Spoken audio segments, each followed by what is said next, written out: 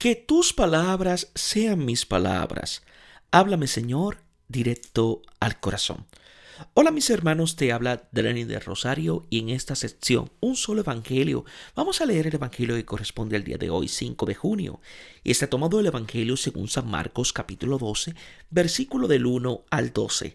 Y toda palabra de Dios la leemos en el nombre del Padre, del Hijo y del Espíritu Santo. Amén. Se puso a hablarles en parábolas. Un hombre plantó una viña, la rodeó de una cerca, cavó un lagar y edificó una torre. La arrendó a unos labradores y se ausentó. A su debido tiempo envió un siervo a los labradores para percibir de ellos una parte de los frutos de la viña. Ellos lo agarraron, le golpearon y lo despacharon con las manos vacías. De nuevo les envió a otro siervo, pero también a éste lo descalabraron y le insultaron. Envió a otro y lo mataron, y también a otros muchos. Hirieron a unos y mataron a otros. Todavía le quedaba un hijo querido. Les envió a éste el último, pensando, a mi hijo lo respetarán. Pero aquellos labradores dijeron entre sí, este es el heredero. Vamos, matémosle y será nuestra la herencia. Lo agarraron, lo mataron y lo echaron fuera de la viña. ¿Qué hará el dueño de la viña? ¿Vendrá y dará muerte a los labradores y entregará la viña a otros? ¿No habéis leído esta escritura? La piedra que los constructores desecharon, en piedra angular se ha convertido. Fue el Señor quien hizo esto y es maravilloso a nuestros ojos. Trataron de detenerle, pues comprendieron que había dicho la parábola por ellos, pero tuvieron miedo de la gente, así que le dejaron y se fueron. Palabra del Señor. Gloria a ti, Señor Jesús. Habla, Señor, que tu siervo escucha. Comenzó a hablarles en parábolas. A quien lo interroga y está dispuesto a responderle, Jesús le confía el misterio del reino y le explica todo. Por eso la palabra es anunciada con claridad a los discípulos y con parábolas a los otros de acuerdo con su capacidad de comprensión. Nuestra disponibilidad para convertirnos es la medida de nuestra inteligencia espiritual. Un hombre plantó una viña. La viña que Dios se plantó es Israel. Se refiere a Isaías capítulo 5 versículo 1 siguiente, que contiene toda una recriminación de Dios al pueblo. Y puso alrededor una cerca. La cerca delimita y protege. Puede ser imagen de la ley que separa al pueblo que se escogió como propiedad de los otros pueblos, para que fuera santo como Él es santo. Cavó un lagar. Es donde se exprime y escurre el fruto de la viña. En Getsemaní, que significa lugar del lagar, Jesús será exprimido, fruto maduro de la obediencia al Padre. Construyó una torre. La torre sirve de guardia. En el Targum ve el templo. Todos estos detalles indican el cuidado con el que Dios se construyó su viña, dotándola de su palabra y de su presencia. La arrendó a unos agricultores. Son los jefes del pueblo responsables de los frutos de la viña. No deben actuar como patrones de la viña. Es don del Padre para compartir con los hermanos. Se fue del país. Dios es discreto. Hace todo lo que su amor le dicta. Luego dice el texto griego. Se fue al extranjero, fuera de su pueblo. Se queda como aparte, extranjero y extraño, en espera de la respuesta del hombre, el cual puede llegar a decir, es su dote estupidez que no existe. Envió a su tiempo un siervo a los agricultores. Los siervos son los profetas enviados por Dios para exigir sus frutos. Frutos de la viña.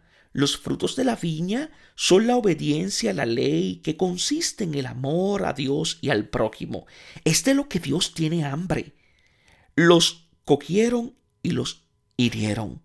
Es la suerte del profeta que resulta siempre incómodo. Lo devolvieron con las manos vacías. La misión del profeta queda sin resultado. La viña no da frutos como la higuera estéril. De nuevo les envió otro siervo. Dios no se desanima.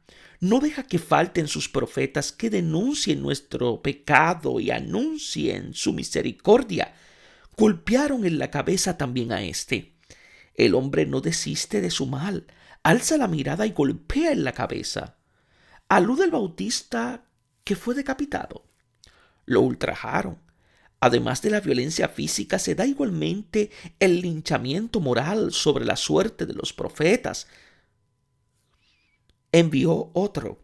Su fidelidad no es derrotada por nuestra maldad. Lo asesinaron. Como respuesta a su bondad hay un aumento de maldad. Coger, herir, golpear en la cabeza, ultrajar, asesinar. Matar al profeta es la consumación del mal. Se apaga la voz que denuncia el pecado, quitándose la posibilidad de conversión. Y a muchos otros Dios no disminuye su amor por nosotros, algunos de los cuales hirieron y a otros los mataron. Nuestra obstinación en el mal es proporcional a la suya en el bien. Yahvé, el Dios de nuestros padres, les envió desde el principio avisos por medio de sus mensajeros, porque tenía compasión de su pueblo y de su morada. Pero ellos se burlaron de los mensajeros de Dios, despreciaron sus palabras y se mofaron de sus profetas, hasta que subió la ira de Yahvé contra su pueblo, a tal punto que ya no hubo remedio. En su ira debería venir para el juicio y exterminarlos a todos, pero es Dios y no hombre. Su instinto se agita por la compasión. No conoce otra venganza que la de mostrar más amor, aún más el máximo amor que le es posible a él, que es amor. Todavía que le quedaba uno, el Hijo amado. Por eso luego del envío de los siervos envía a su tesoro, Jesús, el Hijo amado, el único que tiene. Dios que en los tiempos antiguos había hablado muchas veces y de diversas maneras por medio de los profetas, en estos días habló por medio del Hijo. Lo envió de último. Es el don último de su fidelidad. Después de él no tiene nada más que darnos, porque con él nos dio todo. Respetarán a mi Hijo. Es la última esperanza. Este es el heredero.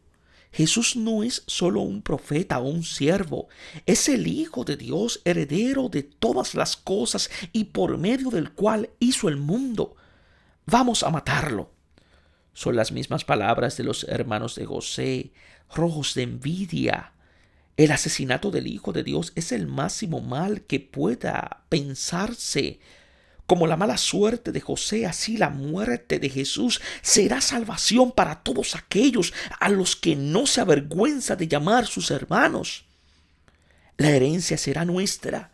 Con gran sorpresa, esta es la obra maravillosa de Dios. Será verdad. Él nos da lo que le robamos, su misma vida. Lo agarraron, lo mataron. Es el destino de Jesús. Y lo arrojaron fuera de la viña. Jesús padeció fuera de las puertas de la ciudad. Dará la viña a otros. Aquí la viña representa al pueblo de Dios y los agricultores personifican la obstinación en el mal que, como en los jefes, incuba en cada uno de nosotros. Cuando se dice que Dios mata a los enemigos, significa que mata la enemistad. Él no tiene enemigos, solo tiene hijos infelices que debe salvar. El endurecimiento de parte de Israel llega a ser causa de salvación para los paganos. Estos, según Pablo, sirven para mover el celo de Israel para que se conviertan. Esta escritura Jesús cita el Salmo 118, versículo 22 siguiente, que el pueblo cantaba ya cuando entraba a Jerusalén. La piedra que los constructores rechazaron. La piedra es Jesús, el Hijo, despreciado por los jefes del pueblo, descartado por los constructores que fueron llamados antes agricultores. Aquí se pasa de la imagen de la viña a la de la casa o templo de Dios. llegó a ser la piedra angular. El día de Pascua se invierte la situación. Jesús despreciado y crucificado es resucitado y glorificado, principio de nuevo templo y de la nueva Jerusalén. Esto es obra del Señor. Esta es la gran obra de Dios. El peor mal que podríamos hacer fue cambiado por Él en el máximo bien. Maravilloso a nuestros ojos es el asombro de la mañana de Pascua, la sorpresa de cómo Dios vence en su derrota y ofrece a todos una salida inesperada. Verdaderamente extraño para nosotros es su poder y su victoria. Buscaban apoderarse de Él. Realizan cuanto Jesús acaba de decir acerca del Hijo. Tenían miedo de la muchedumbre. La muchedumbre por ahora está con Jesús. Cuando lo vea humillado, gritará: «Crucifícalo». Comprendieron. Quien comprende o se convierte o se endurece. Esta segunda hipótesis es la prevista en la parábola. El Hijo muere justamente para salvarnos de este endurecimiento. Dejándolo, se fueron. Se van, pero por poco tiempo. Aún faltan 3 días para que se cumpla esta parábola que Jesús ha contado. Su palabra, sin embargo, es eficaz incluso para quien se le opone. Que Dios os bendiga en sabiduría y en santidad.